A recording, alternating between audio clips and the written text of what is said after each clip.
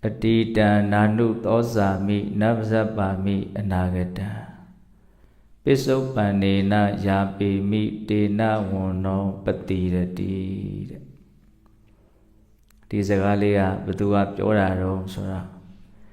Di miya yatega Tu ye pakamero yi amupyure mempayitaku piora Simbayan loya masulu Masondo le soyang sang maado le ayang sang Mataindo le taiyang sang biro Aloma kakere Ang iti ka taicho biro Keke yin parimi pshire Paya lang mena timiya Buddha bada wini dai jabu no Era naudo Tore ma yati wedwa Kamero iya belo ma timakan nai nolo Baunari ya lebe Di lau jati mengla me shire lo Baudan thok mie myok biro ran Tapalai pa lo Edalo jampire dwe jao Mengla me shire yatabo ma ten Mengla me shire Takabaka ni thok biro Mie myok biro tasi lo Amain pe Dame tu ye psisi thare parami tayaro jao Mengla shire yatabo ma Mengla shire Takabaka be thwat biro Do asaku yauk twa Era phaya longa 16 နှစ်တိုင်တိုင်အလွန်မဲ့အောင်ဤဆောင်စည်းထိန်ချုပ်ပြီးတော့စကားမပြောဘဲနဲ့နေခဲ့တာမလှုပ်မရှားဘဲနဲ့နေခဲ့တာအလွန်ခဲရင်းတဲ့ပါရမီကျင့်စဉ်တစ်မျိုးပါပဲအထူးသဖြင့်တော့ဘလောက်ခဲရင်ငါဒါကိုလုံးမယ်လို့ဆုံးဖြတ်ထားတယ်အဲ့ဒါကိုမဖြစ်အောင်လုပ်တယ်အဲ့ဒါကိုဘယ်လိုခေါ်တော့အဋိဋ္ဌံဟုတ်နော်အဲ့ဒီအဋိဋ္ဌံပါရမီကိုအဓိကထားပြီးတော့အဲ့ဒီဇတ်တော်ကိုလေ့လာကြည့်မယ်ဆိုရင်အံ့ဩစရာမယုံနိုင်စရာဒီအရသာတွေကိုခံစားရတယ်အဲ့ဒါငါရဲ့အလိုပြည့်ပြီငါကိုအခုခမဲတော်နဲ့တကွတိုင်းပြည်ကစွန့်လိုက်ပြီငါရှင်ပင်ဖြစ်เสียအကြောင်းမရှိတော့ဝမ်းမြောက်ဝမ်းသာအဲ့ဒါဘုရင်မင်းတရားရဲ့အမိန့်ကိုတသွေးမတိန်ဆောင်ရွက်ဖို့သူနန္ဒာယထာဒိန်ကိုခိုင်းလိုက်တာအဲ့ဒါသူနန္ဒာကယထာဘဝဆင်းပြီးတော့ဒီမင်းသားကိုမြေမြုပ်ဖို့အတွက်တွင်တူအဲ့ဒီအချိန်မှာဘုရားလောင်းမင်းသားကအတင်းအဓမ္မငါ့ကိုမြေကြီးထဲထည့်ရင်ငါသူ့ကိုပြန်ပြီးတော့ရုန်းကန်နိုင်မှမလားငါရဲ့အားအစွမ်းဘယ်လောက်မြန်ရှိလဲလို့ယထာဘဝကနေဆင်းပြီးတော့ယထာကိုမကြည့်တယ်တဲ့သူမနိုင်တယ်အဲ့ဒါနဲ့အဝတ်အစားတွေဟာလည်းပဲတကယ်ကိုတတန်တန်မင်းသားလေးတစ်ပါးလို့ဝတ်ပေးလိုက်တာကိုအဲ့ဒါနဲ့တွင်းတူးနေတဲ့သူနန္ဒာစီကိုသွားတွင်းကတော်တော်တောင်နဲ့နေပြီအဲ့ဒါအတန်ကြားတော့သူနန္ဒာကအပေါ်မော့ကြည့်တွင်းနှခမ်းမှာဘယ်ကနတ်သားတစ်ပါးများလာပြီးတော့ကိုထင်ပြနေတယ်လေသူစိတ်ထဲမှာအဲ့လိုတောင်ထင်တယ်အဲ့ဒါမော့ကြည့်လိုက်တဲ့ခါကျတော့မင်းကကျေးဇူးရှင်ဟိုအဲ့ဒီနီးနဲ့ကျေးဇူးဆက်မလို့လားနော်ဘုရင်မင်းတရားနဲ့မိဖုရားကြီးကမင်းရဲ့ကျေးဇူးရှင်ပဲလေကျေးဇူးရှင်ရဲ့သားကိုမင်းကမြေမြုပ်တတ်မလို့ဆိုတော့မင်းရဲ့ကျေးဇူးဆက်ပုံကအဲ့ဒါလို့လား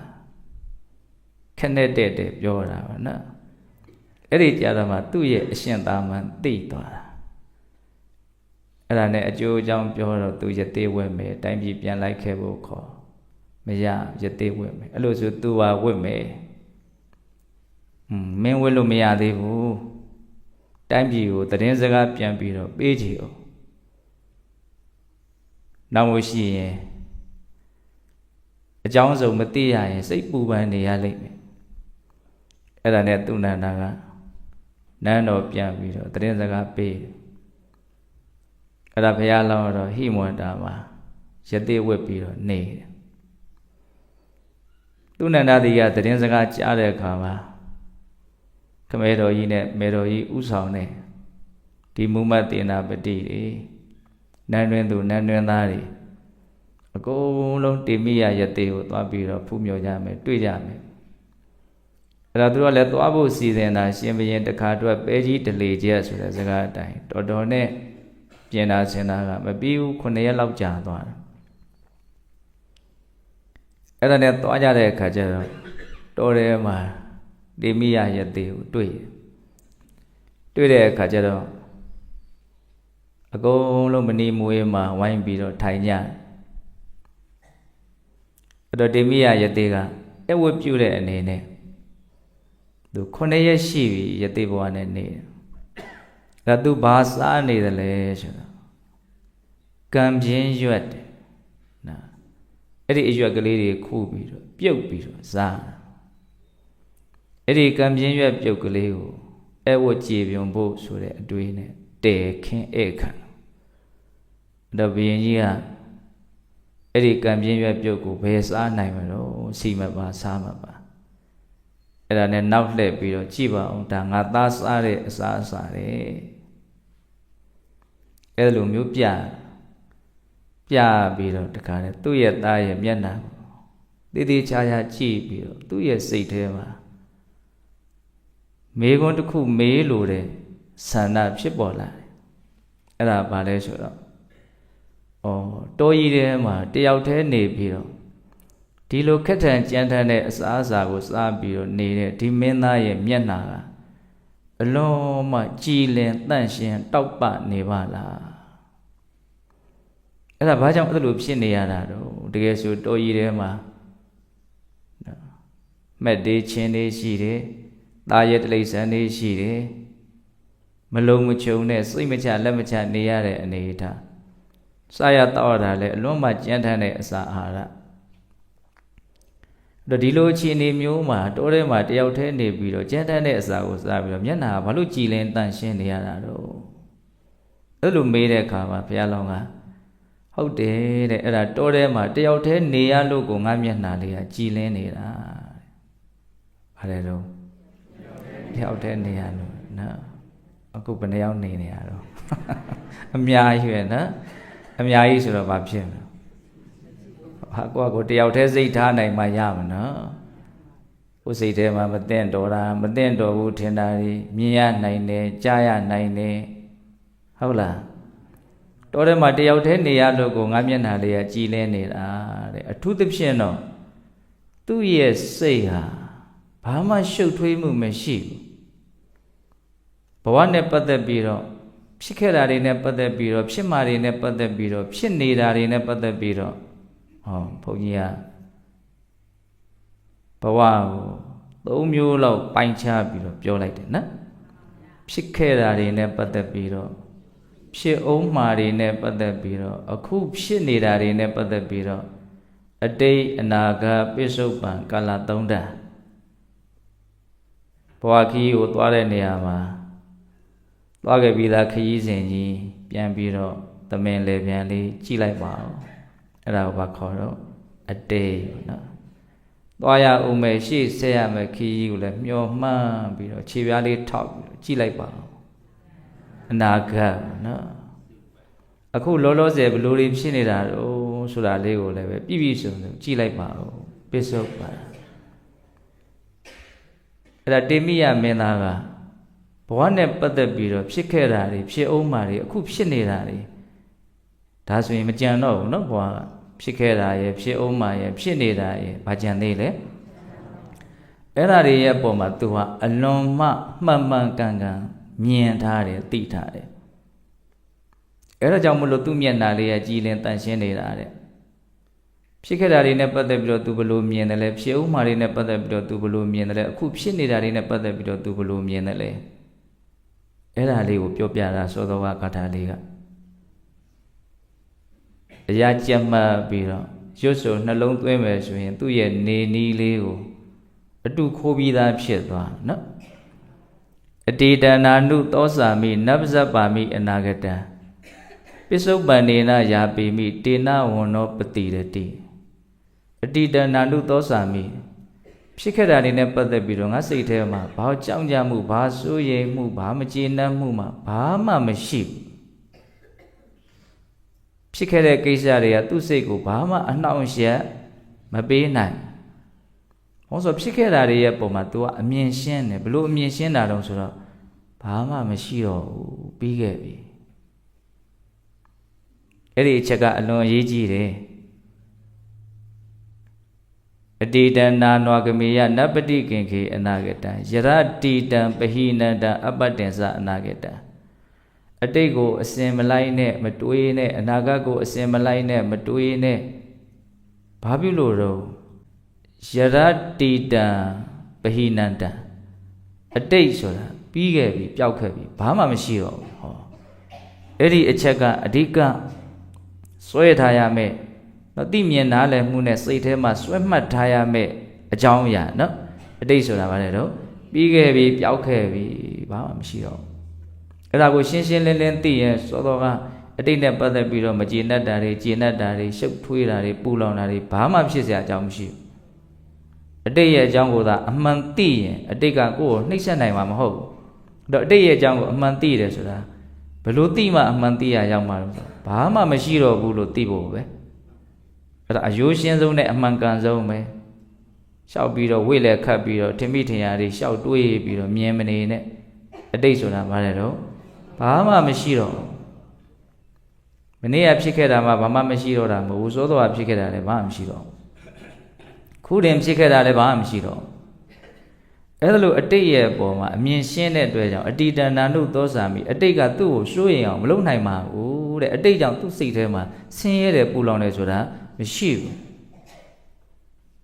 အတိတဏနုသောစာမိနဗ္ဗဇပါမိအနာဂတံအနာဂတ်နဲ့ပတ်သက်ပြီးတော့လေဘာတောင့်တကြောင်ကြမှုမှငါစိတ်ထဲမှာမရှိဘူးဟောဆိုအနာဂတ်ရဲ့ပုံမှာလဲသူအမြင်ရှင်းတယ်ဘလို့အမြင်ရှင်းတာတော့ယရတိတံပဟိနန္တအပတ္တင်္စအနာဂတံ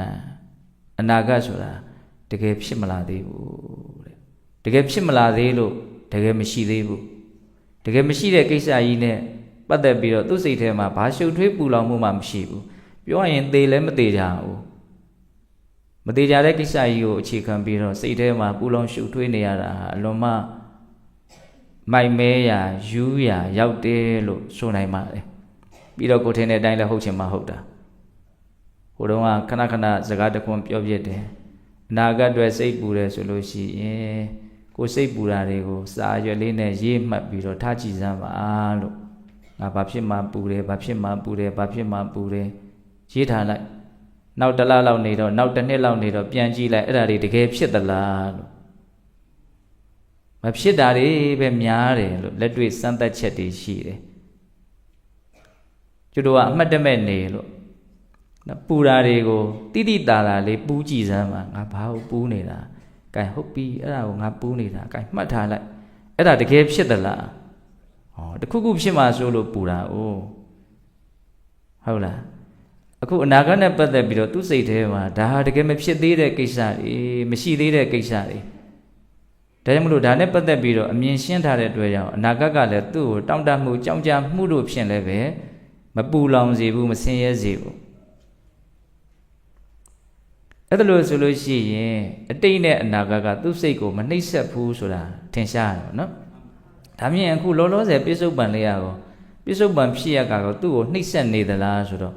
အဲ့လိုမဟုတ်ပြန်ဘူးပြစ္ဆုတ်ပံကိုကြတော့ तू ကဘလို့ပြောတော့ तू ပြောတာလေးကအရန်သဘောကျတယ်ကောင်းတယ်ပြစ္ဆုတ်ပံနေနာယာပေမိပြစ္ဆုတ်ပံဖြင့်ငါဟာမျှတတယ်တဲ့ယာပေမိဆိုတာမျှတတယ်ပို့ပြီးတော့နားလည်လွယ်တဲ့စကားလုံးနဲ့ပြောရမှာဆိုအဆင်ပြေတယ်ပေါ့ဟုတ်လားအခုဖြစ်နေတာလေးကဘာတော့အဆင်ပြေနေတယ်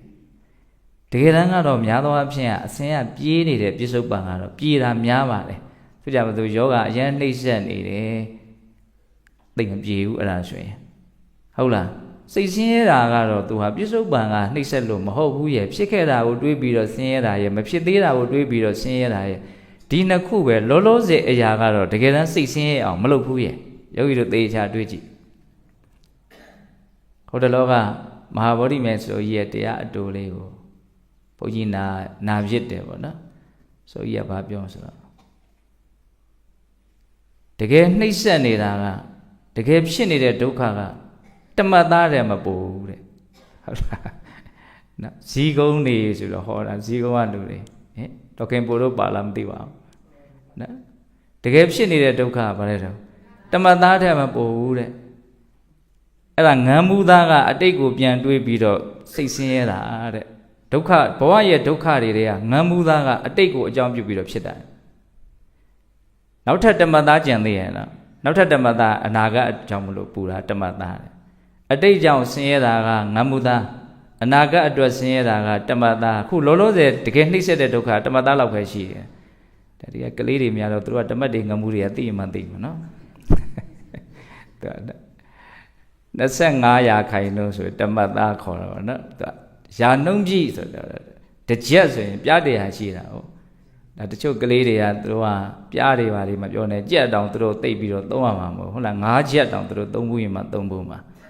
အဲ့ဒါပတ်စံတကြက်မှာပြားတရားရှိတယ်ပြားတရားဆိုရင်25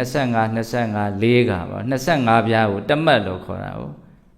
ဒါဘုန်းကြီးတို့ကတော့ငယ်ငယ်က5ပြားစပြီးတော့သုံးခဲ့ရတာ5ပြားဖို့တရေကွင်းဆိုရင်5ကွင်းရဘုန်းကြီးတို့ငယ်ငယ်ကအဝဆန်လေးတွေမြေကြီးပေါ်စိုက်ပြီးတော့ကြက်ပေါင်ပြစ်ပြီးတော့ကစားခဲ့ရတယ်အဲ့တော့တမတ်သားဆိုတာ၄ပုံတစ်ပုံငမ်းမှုသားဆိုတာ2ပုံတစ်ပုံတဘဝရဲ့တကယ်ဒုက္ခက၄ပုံတစ်ပုံပဲရှိတာပါတဲ့2ပုံတစ်ပုံတဝက်လောက်ကဘာကြောင့်ဆင်းရဲတာလဲလို့မင်းအတိတ်ကြောင့်ဆင်းရဲတာ၄ပုံတစ်ပုံကအနာဂတ်ကြောင့်ဆင်းရဲတာအဲ့ဒါကမိုက်မဲလို့ဖြစ်ရတဲ့ဒုက္ခလူရည်လေရင်မဖြစ်ဘူးအဲ့ဒီကိစ္စအခုမှကျွတ်တော့အာလေးတွေအထုံထိုင်းလေးတွေဆိုတော့အဲ့ဒါဒုက္ခအဲ့ဒီနည်းနဲ့ဖြစ်ရတယ်နော်လူရည်လေရင်မဖြစ်ဘူးအခုဒီမှာ तू ကအတိတ်နဲ့ပတ်သက်ပြီးတော့လည်းငမ်းမှုသား तू ရှင်းထုတ်လိုက်တယ်အနာဂတ်နဲ့ပတ်သက်ပြီးတော့တမတ်သားရှင်းထုတ်လိုက်တယ်အခုလောလောဆယ်ဖြစ်နေတာတွေနဲ့ပတ်သက်ပြီးတော့လည်းသူ့စိတ်ထဲမှာဘလို့တော့ပြေးလေတယ်တဲ့အဆင်ပြေတယ်မျှတတယ်ဆိုတဲ့စကားလုံးလေးမူရင်းစကားလုံးလေးပေါ့နော်မျှတတာဒါကစိတ်ကခံယူတတ်ဖို့တော့လဲလိုမယ်ပေါ့နော်လောလောဆယ်ဖြစ်နေတဲ့အခြေအနေကြီးကမကြိုက်เสียကြီးလို့တကယ်ဖြစ်နေတယ်ဆိုကြပါအောင်တော့တချို့မကြိုက်เสียကစိတ်ထဲကဖြေတွေးလေးနဲ့လက်ခံလိုက်မယ်ဆိုလို့ရှိရင်တတ်တာသွားတာပြစ္ဆုတ်ပံကိုရင်ဆိုင်တတ်ဖို့ကလည်းလိုသေးရဲ့နော်တချို့ကိုယ်စိတ်ပေါ်မှာပဲအဓိကမူတည်တာကိုအခမ်းရခတ်သွားသလားအခမ်းရခတ်မသွားဘူးလားဆိုတာကတော်တော်များများဖြစ်ရတဲ့ကတွေ့ကြုံနေရတဲ့အတွေ့အကြုံတွေကြောင့်ဆိုတာထက်ဒီအတွေ့အကြုံမှာကိုဘလို့သဘောထားသလဲ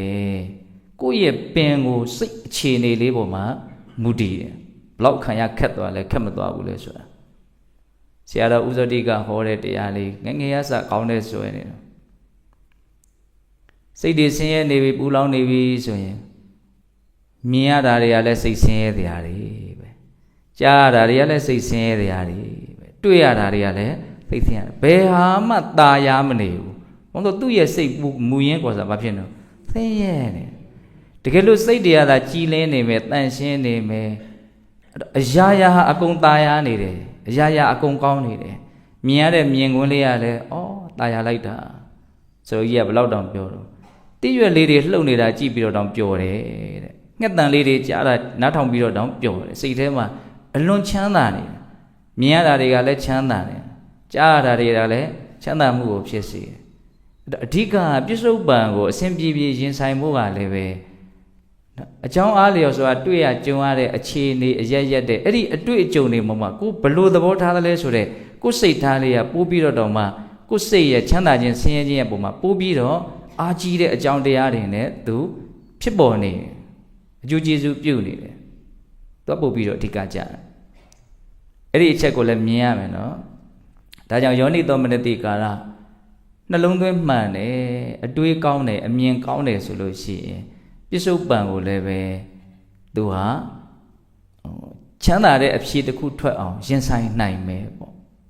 ကိုယ့်ရဲ့သူ့စိတ်ထားကမှားယွင်းနေတဲ့ညံပြင်းနေတယ်ဆိုရင်တွေ့ကြုံရတဲ့အတွေ့အကြုံတိုင်းကသူ့စိတ်ကိုမတတ်မတာဖြစ်စေမဲ့အစင်မပြေဖြစ်စေမဲ့အရာတွေဖြစ်နေမှာပဲနော်အဲ့တော့ဒါကလည်းပဲပြစ္ဆုတ်ပံကိုရင်ဆိုင်တဲ့အခါမှာပင်ကိုအခြေခံ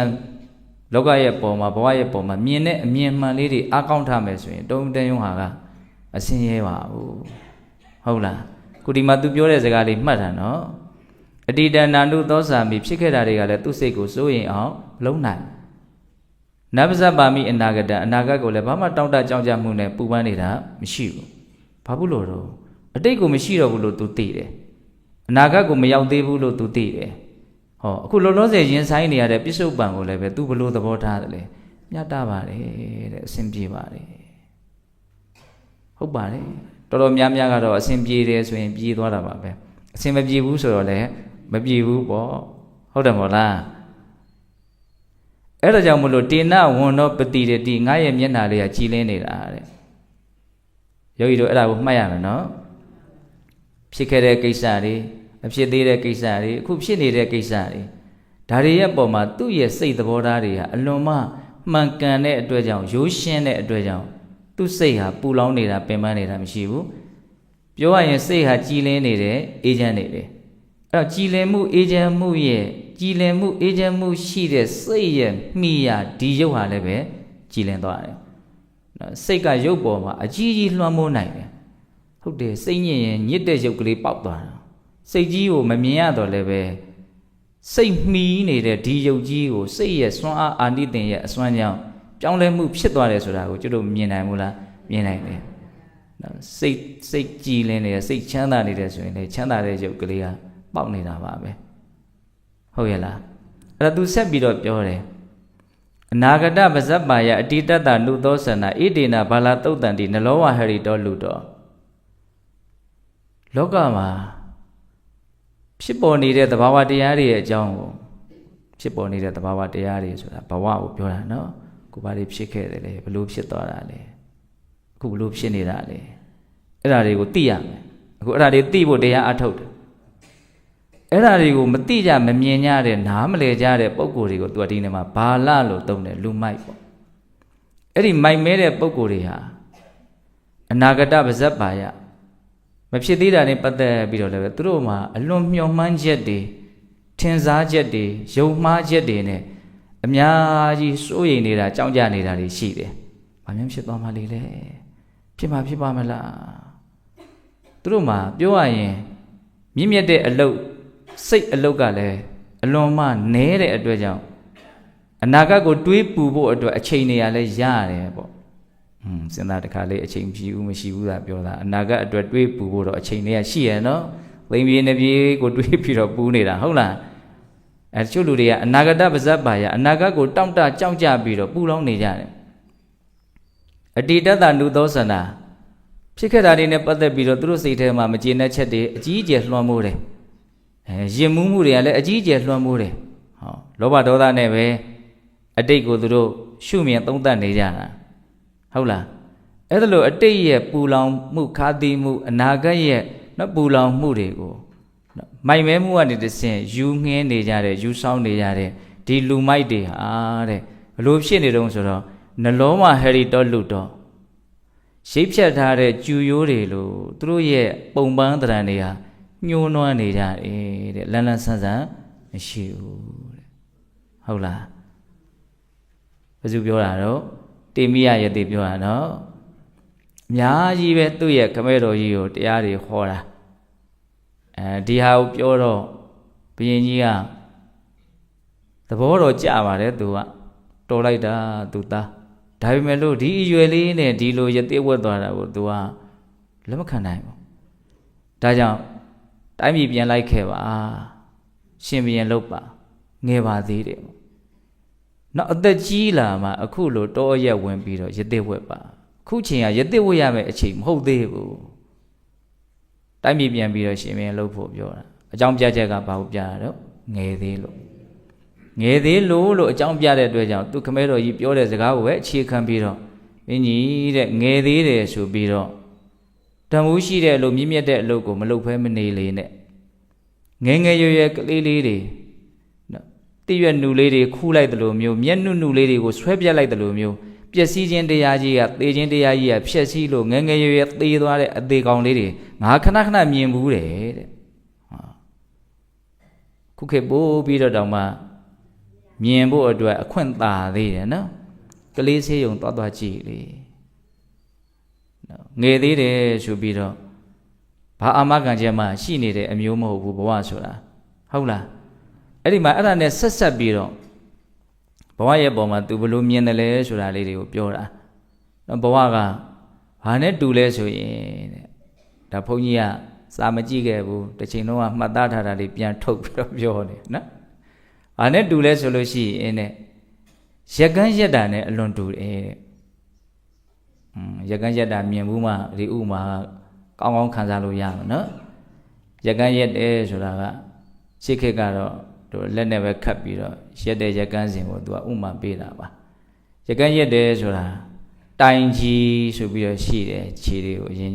ဟောလှုပ်ထားရတယ်ခြေတို့အရှိကြီးလှုပ်ထားတယ်ကိုရဲ့ရကျင်တဲ့အစင်လေးအတိုင်းအဲ့ဒါကိုဒီက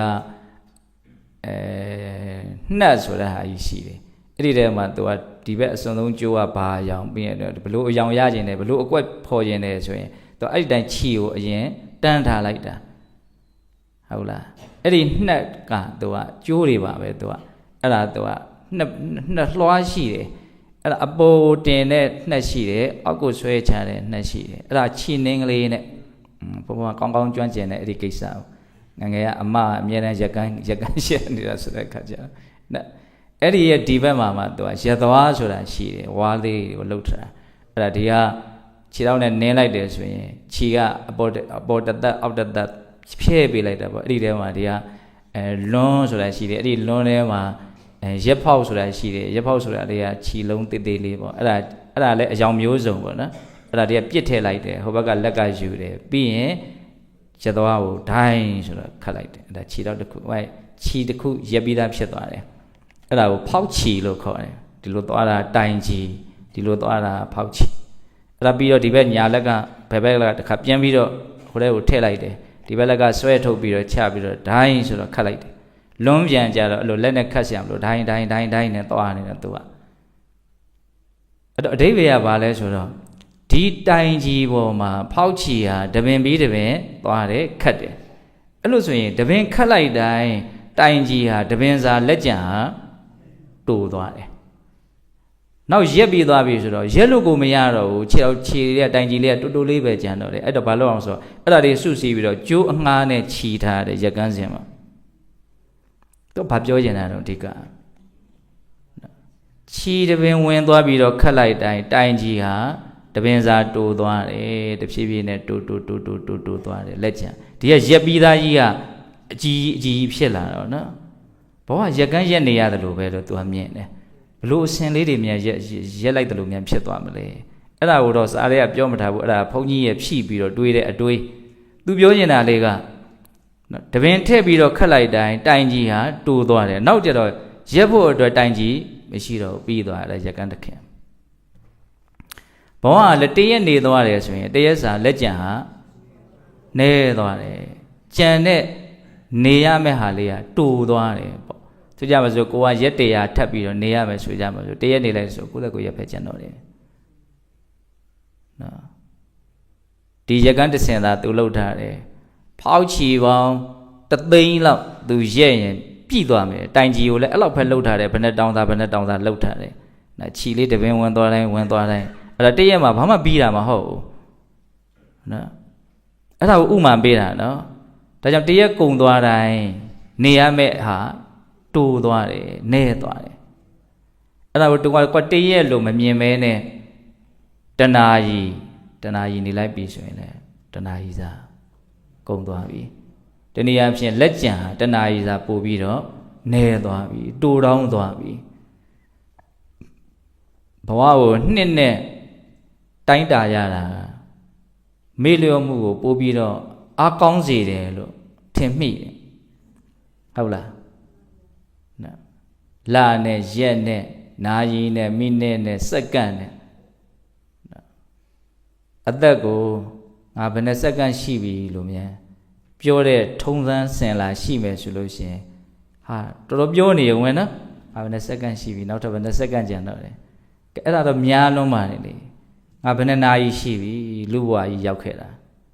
နာရီနဲ့ခြီးပြီးတော့မပြောဘူးခုကဘာနဲ့ခြီးပြီးတော့နှစ်နဲ့ခြီးပြီးတော့ပြောတာနှစ်နဲ့ခြီးပြီးတော့ပြောတယ်တမေတမောကြီးပေါ့တစ်နှစ်ပတ်လဲဆိုရင်သူကပြောတော့ပြောရသေးတယ်ဟုတ်လားဗျမွေးနေလာပြန်ပြီးမွေးနေရဟုတ်လားကင်ထားတော့အချိန်ကစေ့နေပြီနော်အဲ့တော့ပြောရင်တာပါတော့ဘဝရဲ့ပေါ်မှာအမြဲတမ်းကုန်ခန်းလိုက်နေတယ်နေရမယ့်အခြေအနေလေးကမသေးကြရတဲ့အထဲဘာဖြစ်နေတော့သေကြတာတခုကအမြဲတမ်းနဲနေလိုက်နေတယ်လက်ကြံများလားနဲလားမသိရတဲ့အထဲလက်ကြံနဲသည်ဖြစ်သည်များသည်ဖြစ်စေသေကြတာကအဲ့ဒီနဲတာတွေကလည်းပဲအမြဲတမ်းကုန်နေတာအဲဆိုတော့မြန်မြန်ပျက်စီးခြင်းနဲ့တွေ့မှာပေါ့နော်များတယ်ဆိုတော့လည်းပဲအဲ့ဒီများတာတွေကလည်းပုံမှန်အမြဲတမ်းကုန်နေတယ်ဒီသဘောလေးကိုသူကထင်ရှားအောင်ခမဲတော်မင်းကြီးကိုပြောတာနောက်ဆုံးအတူချုပ်လိုက်မယ်ဆိုရင်တော့သူပြောတဲ့တရားကိုသဘောပေါက်တဲ့အတွက်ကြောင့်ဒီမင်းမိဖုရားနဲ့တကွာမူမသေနာပတိတိုင်းပြည်အကုန်လုံး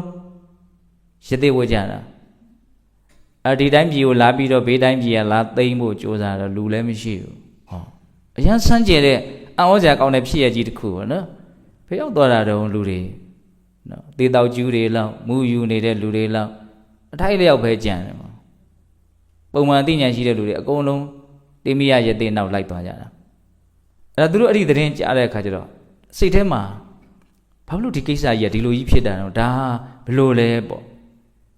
စိတ်ထဲမှာဘလို့ဖြေရအောင်ဆိုဒါအလွန်မြင့်မြတ်တဲ့ကိစ္စဖြစ်မယ်ပေါ့နော်အဲ့ဒါနဲ့ဒီယသိရဲ့ပုံမှာယုံကြည်မှုရတဲ့တို့ကြောင့်သူတို့လည်းပဲလိုက်သွားတယ်အဲ့ဒါ9ပြည်တောင်ယသိရဟန်းပြုကြတယ်ပရိသတ်အလွန်ကြီးတယ်လို့ပြောတယ်အဲ့ဒါဇန်နဲ့ကြွကြွပြီးတော့ဖြစ်နေတဲ့ဒီသူ့တပည့်တွေရဲ့စိတ်ကိုဓာတ်ရိုက်ကြည့်ပြီးတော့နော်ဘယ်ဟာတွေများနေတယ်ဘယ်ဟာတွေလျှော့လိုက်အောင်ဘလို့လုပ်ဘယ်ဟာတွေလွဲနေတယ်လမ်းကြောင်းတဲ့ပေးတယ်လို့ပြောတယ်နော်အံ့ဩစရာကြီးအဲ့ဒီတုန်းကတော့ဘုရားလောင်းကသူ့ရဲ့ပရိသတ်ကိုဘယ်ထိရောက်အောင်သူပို့တာတော့ဆိုတော့ဗြဟ္မာပြည်ပို့တာပေါ့နော်ဘုရားဖြစ်ပြီဆိုတော့သူ့ပရိသတ်ကိုဘယ်ပို့တာတော့နိဗ္ဗာန်និရောဓအငြိမ့်တဘဝဒုက္ခတွေချုပ်ငြိမ်းရေးစီကိုဥတည်ပြီးတော့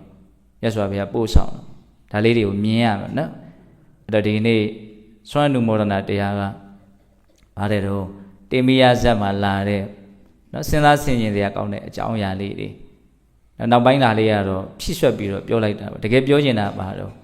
အတိတ်ကိုမရှိတော့ဘူးလို့နားလည်ရမယ်အနာဂတ်ကိုမရှိသေးဘူးဖြစ်သေးဘူးလို့နားလည်ရမယ်ပြစ္ဆုတ်ပံကိုလည်းပဲတင့်တော်တဲ့အတွေးအမြင်လေးနဲ့ရင်ဆိုင်တတ်ရမယ်ဟုတ်လားအတိတံနာနုသောစာမိနဗ္ဗဇပါမိအနာဂတံပစ္စုပန်နေနယာပေမိတေနဝန္နောပတိရတိအတိတ်နဲ့ပတ်သက်ပြီးတော့ဘာမှမဆင်းရဲဘူးအနာဂတ်နဲ့ပတ်သက်ပြီးတော့လည်းဘာမှမဆင်းရဲဘူးအခုပစ္စုပန်ကလေးနဲ့လည်းသူ့ရဲ့စိတ်ကမျှတပါတယ်ဒါကြောင့်မလို့သူ့ရဲ့မျက်နှာအရည်အစင်းဟာကြည်လင်းနေတယ်နောက်အတိတ်ကိုတွေးပြီးတော့တခါတယ်ဆိုရင်ကြောက်ကြမှုတွေနဲ့မကျေနပ်မှုတွေနဲ့လောင်နေကြမယ်ဆိုရင်အနာဂတ်ကိုတွေးပြီးတော့ဆိုရင်ကြောက်ကြမှုတွေနဲ့ပူလောင်နေကြမယ်ဆိုရင်ဒီလိုပုံကိုယ်တွေကရိပ်ဖြတ်ထားတဲ့ကျူရိုးတွေလို့အမြဲတမ်းညှိုးနွမ်းနေကြမယ်သူတို့ဘဝဘာဆိုပြမှုမှမရှိဘူးအနာဂတပါဇ္ဇပါယအတိတတနုသောသနာဣဒေနာဘာလာတုတ်တန်တိနလောဝဟရိတောလူတော်တဲ့ပညာရှိတဲ့လူနဲ့ပညာမဲ့တဲ့လူတွေရဲ့ဘဝရဲ့ပုံမှာနေထိုင်ပုံလို့ဆိုနိုင်မို့လားပညာရှိကြောင်းလေးကိုကြည်လင်အေးချမ်းတဲ့ရုပ်ရည်ကိုပြသရင်းနဲ့နေထိုင်နိုင်ရမယ်ပေါ့ဒါလေးကိုအဓိကပြောရင်လည်းနော်ဒါကြောင့်အတိတ်ကိုမရှိတော့ဘူးလို့နားလည်အောင်ကြိုးစားနိုင်ကြတယ်အနာဂတ်ကိုမရောက်သေးဘူးလို့ရှင်းရှင်းလင်းလင်းသိအောင်ကြိုးစားနိုင်ကြတယ်ပစ္စုပန်နဲ့လည်းပဲတင့်တော်တဲ့အတွေးအမြင်နဲ့မျှတနိုင်ကြတယ်သူတော်ကောင်းတွေဖြစ်ကြပါစေလို့ဘုန်းကြီးတို့ဆန္ဒပြုပြီးတော့ဒီကနေ့ပြုကြရတဲ့ကုသိုလ်ကောင်းမှုအစွတ်တို့ရဲ့စွမ်းတတ္တိကြောင့်ဘုရားတပည့်တော်တို့ဒီမဲ့ညာပုညမျက်နှိပ်ပံကိုလင်းမြန်ထုတ်ချောက်မျက်မှောက်ပြုဝရစေကုန်သောဟုပတ္တနာအောင်စုပြုကြဂုံရာတတိ